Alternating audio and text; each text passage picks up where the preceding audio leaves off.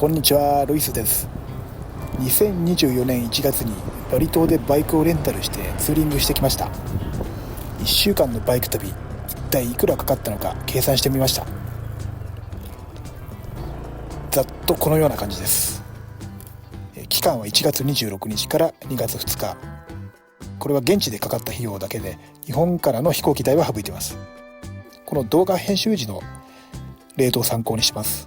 1万ルピアで 0.6 ドル、日本円で96円ぐらいの計算です。通信費、これは SIM カード額です。これ合計で40万ルピア、日本円で3800円くらい、米ドルで26ドルぐらいでした。バリ到着時に空港で現地の SIM カードを購入しました。テルコムセルの30日間有効のプランで、データ通信容量は 25GB、 音声通話付きプランの SIM カードです。他にもたくさん SIM カードの業者があり、日程や条件に合ったプランを選んで購入することができます。 Google マップをナビにしていたんですけど、田舎の方でも通信が途切れるということはなく安心でした。通信速度も割と安定してて、どこでも快適にネットを使うことができました。交通費、バイクレンタル、ガソリン代。空港近くのレンタルバイクショップでバイクを借りました。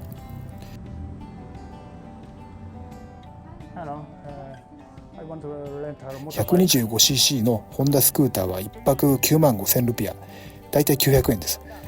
でこれを6泊7日借りましたので、合計は57万ルピア、日本円で5400円くらい、米ドルで36ドルぐらいでした。手続きの際は日本の免許証のコピーだけで大丈夫でした。国際免許証かどうかは問われませんでした。またデポジットとしてパスポートなどの身分証明書を預ける必要があります。僕は日本で使っていたクレジットカードを預けました。後でなくされたり不正に使われたりしないかと心配になりましたが、しっかりしたレンタル業者だったので、きちんと保管して問題なく返却してくれました。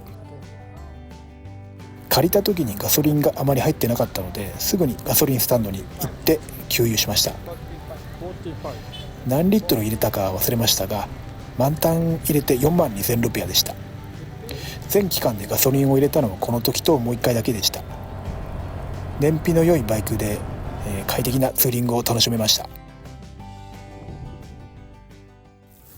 宿泊費、ゲストハウス、ホテルなど7泊合計で131万2000ルピア、日本円で1万2500円ぐらい、米ドルで84ドルぐらいでした。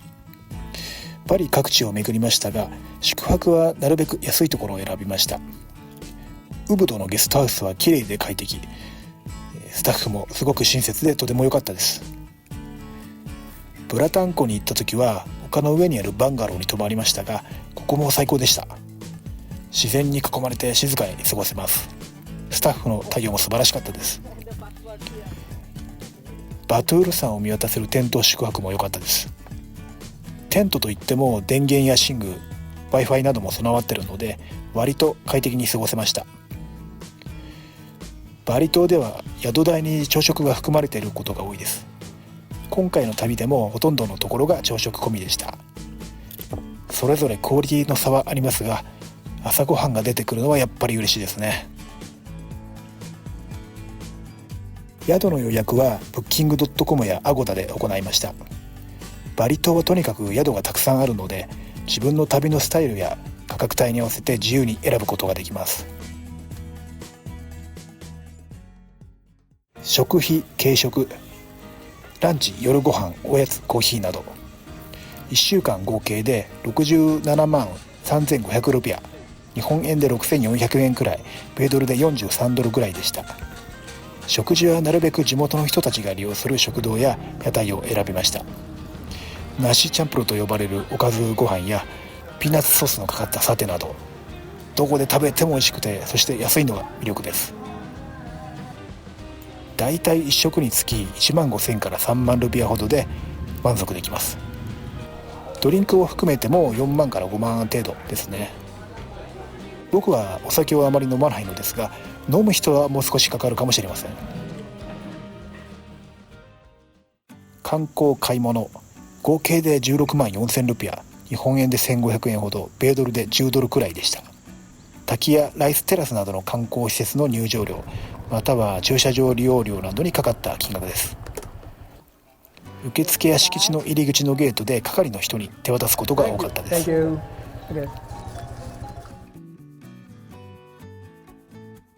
手荷物をなるべく少なくしたかったので買い物はほとんどしませんでした。お土産は塩田に行った時に天然の塩を1キロだけ購入しました。豪華な旅ではなく、かといって切り詰めた貧乏旅行でもなく、行きたいところに行き食べたいものを食べた1週間でした。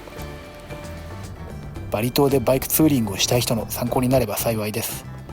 それではお気をつけて楽しい旅を。